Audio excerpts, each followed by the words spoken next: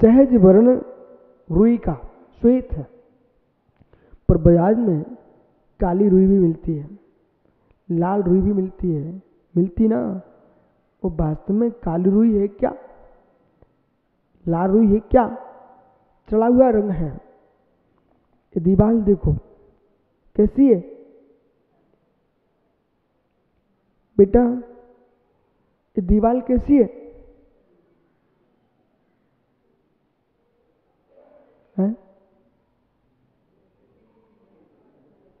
दीवार कैसी बेटा है, पीले कलर की है। तू ठीक कह रहा है, दुनिया ने दीवार को पीले ही देखा है, ये सब पागलों की भीड़ है। उसमें आपका नाम आया तो टेंशन मत लेना। किसी से बड़े बड़े लोगों ने तुझे सिखाया ना, अभी सब बोल रहे थे, बोल दे पीली पीली पीली, सबकी आंखें पीली। ठीक कह रहे हो, दीवार पीली है, पर बेटा सत्य है, दीवार पीली तो नहीं है। दीवार पीली नहीं है, दीवार पर पेंट पीला किया गया है।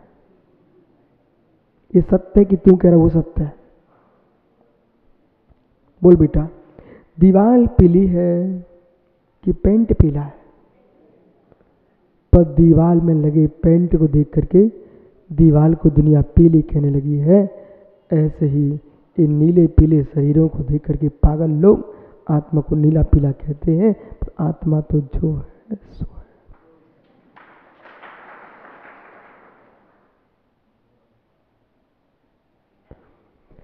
तो मेरा प्रश्न ये था कि जो कपड़ा था, वस्त्र, जिसको इन्होंने माँ ने पोंछा बना डाला,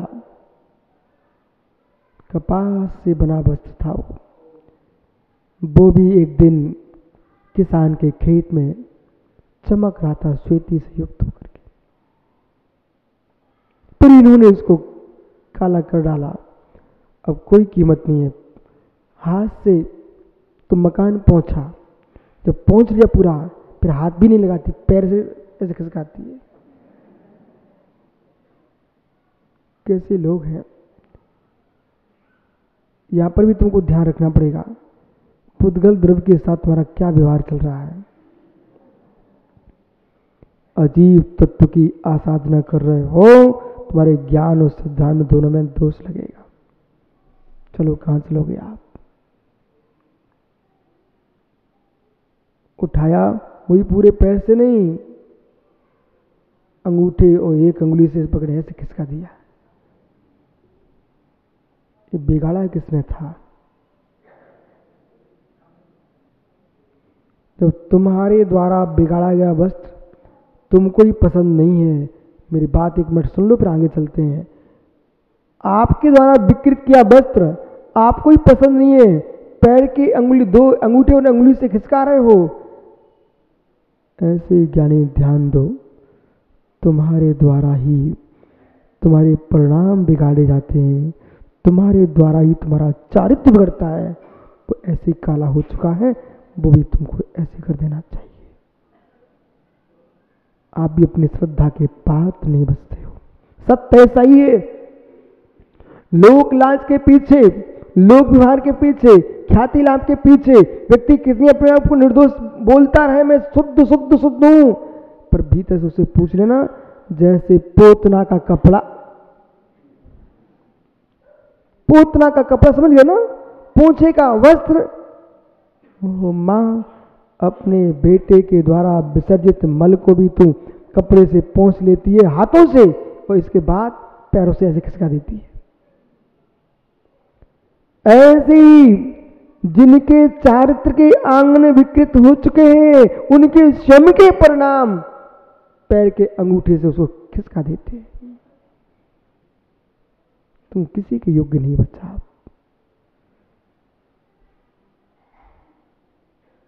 मित्र, जब से दीक्षा ली तब तक के परिणाम का चिंतन करो। जब से हमने मोक्ष मार्ग को जाना तब से चिंतन करो, क्या हम शुद्ध ही शुद्ध हैं, और शुद्ध नहीं है तो प्रतिक्रमण प्रायश्चित करो, पुनः स्थापित हो जाओ। हीन भावना के लिए नहीं, आगे बढ़ने के लिए। बराबर। किस दृष्टि पर हम आत्मा को शुद्ध मानते हैं, ये पोंछा बोल रहा है। ये बहुत गहरा विषय है। बोले ऐसा दृष्टांत क्यों दे रहे हो? बोले ऐसे ही दृष्टांत देना चाहिए। अपने सागर कहां खो गए हो?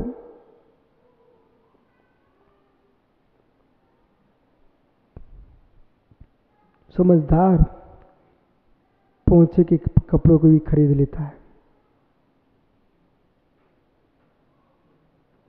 समझदार पोंछे के शरीर को भी खरीद लेता है, पोंछे के वस्त्र को भी खरीद लेता है। 242 नंबर की गाथा की व्याख्या से ध्यान रखना, बाहर का विषय नहीं बिल्कुल भी।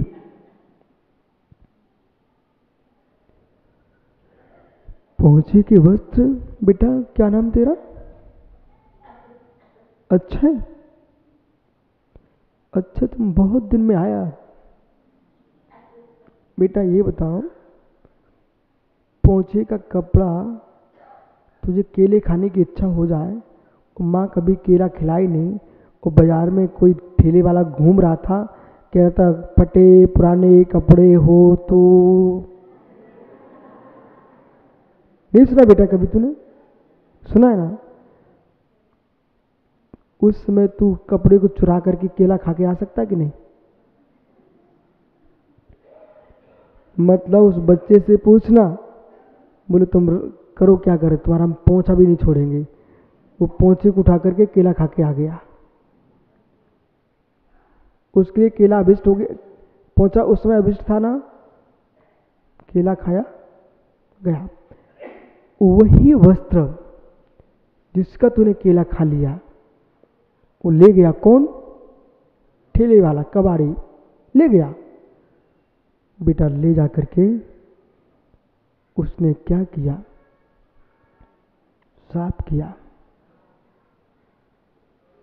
साफ किया। जैसा था वैसा ही श्वेत दिखाई दिया। ठहर बेटा, तो जो पोंछे का वस्त्र था, जब काला दिख रहा था, तो वस्त्र काला था क्या? ये कालमा तो जो गंदगी थी उसकी थी, पहले भी आज भी वस्त्र तो कभी काला हुआ ही नहीं था। पर क्या करें, पर के निमित्त से उसको काला ही कहा जाता है। ऐसे ही मेरी आत्मा न आज अशुद्ध है, न कल अशुद्ध थी, न परसों थी, न कभी होगी, वो तो शुद्ध ही शुद्ध है। पर कर्म के पोता लगा है, कर्म का मल छपा है, उस कारण मेरी आत्मा आज अशुद्ध है।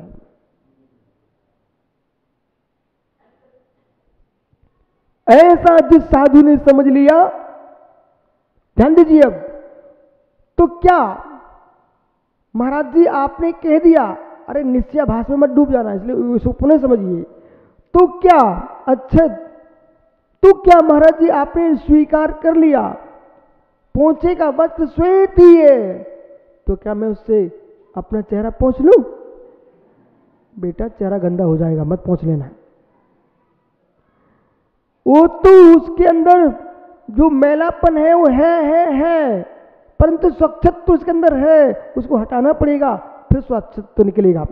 ऐसे ही जैसे पोते के यानी पोंछे के वस्त्र को काला देख करके उसको तुम सरका रहे थे, फिर भी उसके अंदर स्वच्छता थी, ऐसे ही ज्ञानियों कर्मों से पुती आत्मा बैठी हुई है, इसमें कालिमा है, कालिमा इसे स्वीकार कर, काली आत्मा को काली स्वीकार करना, लेकिन फिर भी साधु से स्वच्छ देख लेता है। जो धोबी वस्त्र धोने जाता है, पर काले कंबल को श्वेत करने नहीं जाता बेटा। काले कंबल में जो बाहर का मल होता है उसे हटाता है। उसे मालूम चल जाए कि कंबल का रंग ही ऐसा है, तो कभी नहीं धोएगा वो। मित्र, एक धोबी भी इस बात को जानता है कि बाहर का है कि अंदर का ही है, वहां पुरुषा करेगा। ऐसे ही हे साधक, तू धोबी के तुल्य अपनी आत्मा को स्वच्छ जान ले और स्वच्छ जान करके द्रव्य दृष्टि से जान ले और स्वच्छ पहचान ले, फिर मल को लगा देख करके अब तू धोना प्रारंभ कर। संयम के पानी से धो मल के, अच्छे अच्छे खूब भेद विज्ञान का साबन लगा के धो धो, ये आत्मा स्वच्छ प्रकट हो जाएगी। उसी का नाम भगवान है।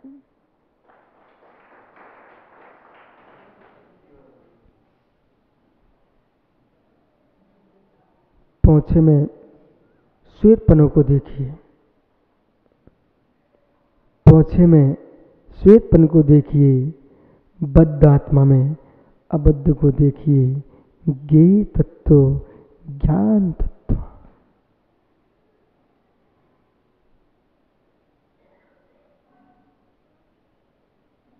हे जन्नी, घर के कपड़े में जरा सा दाग होता है, उसको छुटाने के लिए तू पूरा ध्यान लगा देती हो।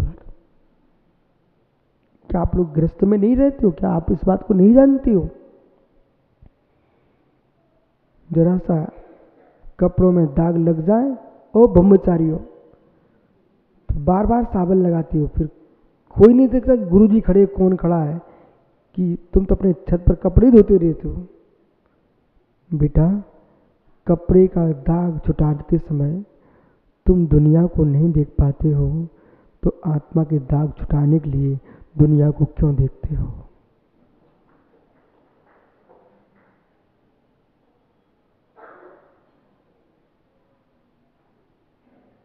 पूरी ताकत लगा देते हैं आप लोग कपड़े के दाग छुटाने के लिए। जैसे वस्त्र का दाग छुटा रहा ज्ञानी उज्जैन, बेटा जैसे वस्त्र का दाग छुटाने के लिए तू पूरा ताकत लगा देता है, ऐसे अपने विकारों के दाग छुटाने की पूरी ताकत लगा दो। समझ में आ रहा ना?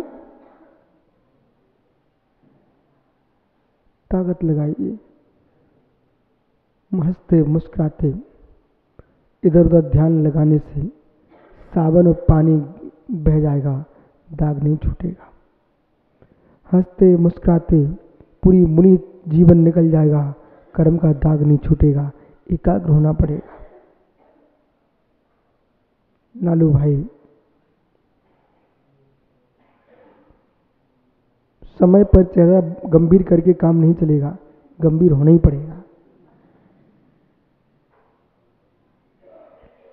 हंस के मुस्कुरा के बेटा दाग नहीं छूटता। ओ माँ, जिस कढ़ाई में पूड़ियां बना चुकी हो उसकी चिकनी छुटाने के लिए बताओ क्या करना पड़ता है? कितनी मेहनत लगती है आपको? मांजने पर चिकनी छुटाना पड़ती है। बेटा, इनने तो आज ही तेल डाला था, आज ही चिकनी छुटा रही है, तब भी इतनी मेहनत करना पड़ रही है। फिर बेसन, फिर आटा, दुनिया के नाटक चल रहे हैं। मित्र, आपने तो राख की चिकनी इस आत्मा की कढ़ाई में अनादिकाल से लगाए बैठे हो, उसको हंसते मुस्कुराए नहीं छुटा पाओगे, उसको ध्यान से छुटाना पड़ेगा। भेद विज्ञान का बेसन डालिए उसमें।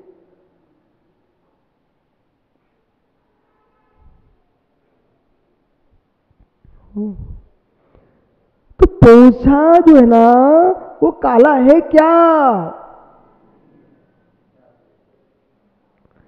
वो कालमा तो मेरे मित्र कचड़े किए बाहर के मल की है। वो तो स्वच्छता उसके भीतर है। ऐसे ही मेरी आत्मा स्वच्छ है, उसकी शक्ति पर ध्यान दो। ये अशुद्धि तो कर्म के कारण है, न कि आत्मा की है। फिर भी आत्मा की स्वीकार करो सिद्धांत अपेक्षा।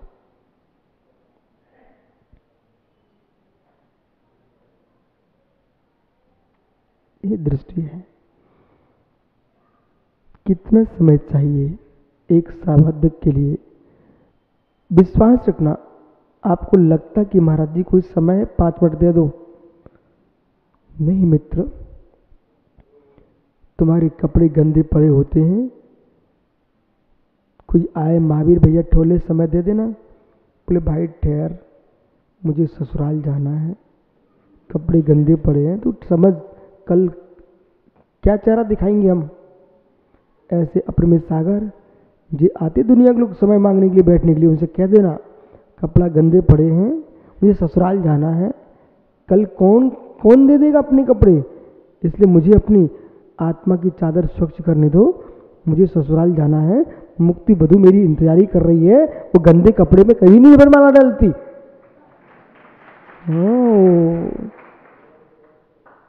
बोल क्या नहीं दीपक साहब, बराबर है कि नहीं? मित्र तेरी सासू की बिटिया के घर भी तू गया था ना, तो चमक के गया था वो ओवटन करा के, बोले कोई चेहरे पे दाग न बच जाए, नहीं तो वरमाला नहीं डालेगी। जब वहां पर तन का ओवटन करके गए थे, ये पक्का कह रहा हूं मैं, सही है क्या? ओवटन लगा गया था ना ये? ओहो, ये तेल चढ़ रहे, ओवटन लग रहे, तेल चढ़ रहे, ओवटन लग रहे, कितना चमका दिया था, पीला कर दिया था, तब वो सासू की बिटिया ने वरमाला डाली है। ऐसे यहाँ जिनवानी ना करे बेटे मेरे लाल, तू मलमल के ज्ञान के नीर में अवधान कर ले, भेद विज्ञान की हल्दी चढ़ा ले, भेद विज्ञान की हल्दी, और बैराग का तेल चढ़वा ले, तब कोई मुक्ति कन्या वरमाला डालेगी। बैठ जाओ मित्र मेरे। नहीं तुम मालूम चला ये ब्रह्मचारियों की दीक्षा हो रही है, उपटन तेल उन्होंने सुन लिया, बस उसी में फोटो खिंचवाने में लग गए बेचारे।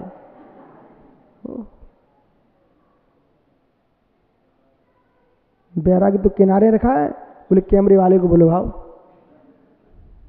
हो गई दीक्षा।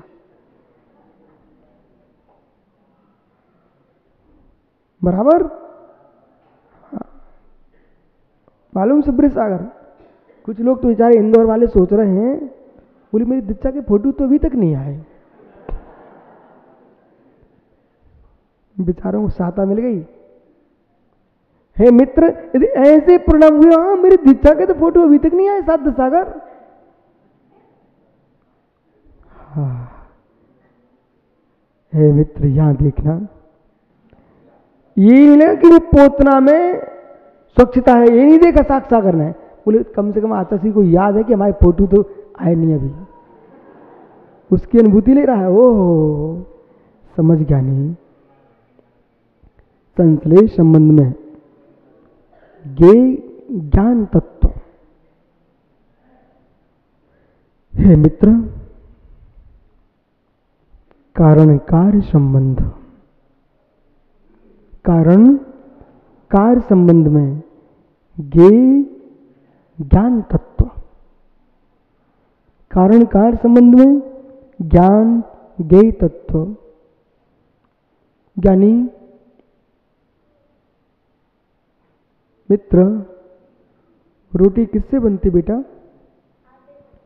आटे से। ठीक कह रहा है, पुनः उत्तर देना। आटे की रोटी किससे बनती है? दिमाग तेरे पास, बोल जल्दी जल्दी बोल। अनाज से बनती, अनाज से तो आटा बनता है,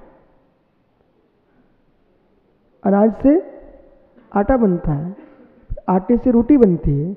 आटे की रोटी किससे बनती है?